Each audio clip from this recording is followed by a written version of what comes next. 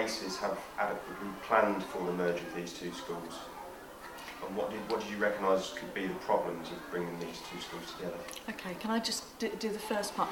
First of all, you need to recognise that we're an accelerated academy, and an accelerated academy means that a 2-year process is accelerated into just a few months.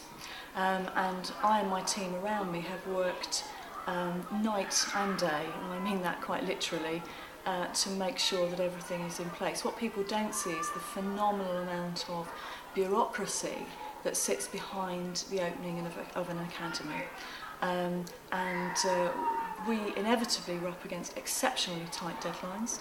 We worked in partnership with the City Council, who were also up against very tight deadlines to make sure things like the buildings were ready. A boys' school here, for example, that needed girls' toilets putting in it, girls' changing rooms and so on. And so we all worked together under exceptionally tight deadlines.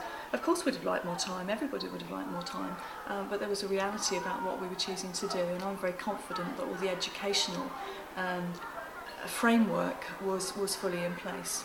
Yeah, what problems did you anticipate could arise from bringing two schools together? Okay. Well, there's just a number of things going on here, so we tick a lot of boxes. You've got the merger of two schools, but it's not just the merger of two schools, it's the merger of a mixed school with a single-sex school.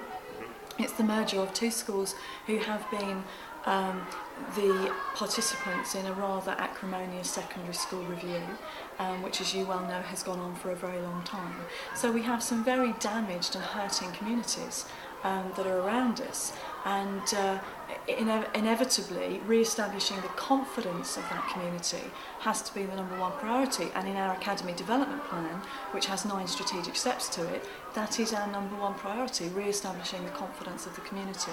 And we recognise that there are many parents, many students, many families who, and some of those families will have gone to the predecessor schools themselves. We've got parents and grandparents who have gone to those schools, and they're going through a grieving process as well. So inevitably that was going to be one of the issues that we faced. The other issue that we face is bringing together two different cultures and two staffs who are used to different working practices, and then having to get used to yet another way of working.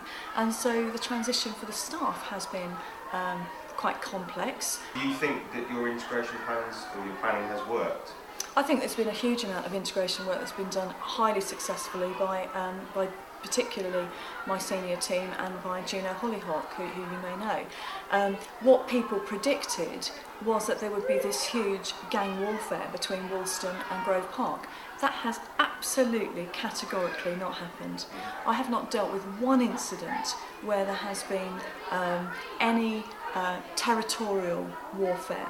And in fact what we have are some Oasis Academy Mayfield students who are pushing the new boundaries that we're putting into place.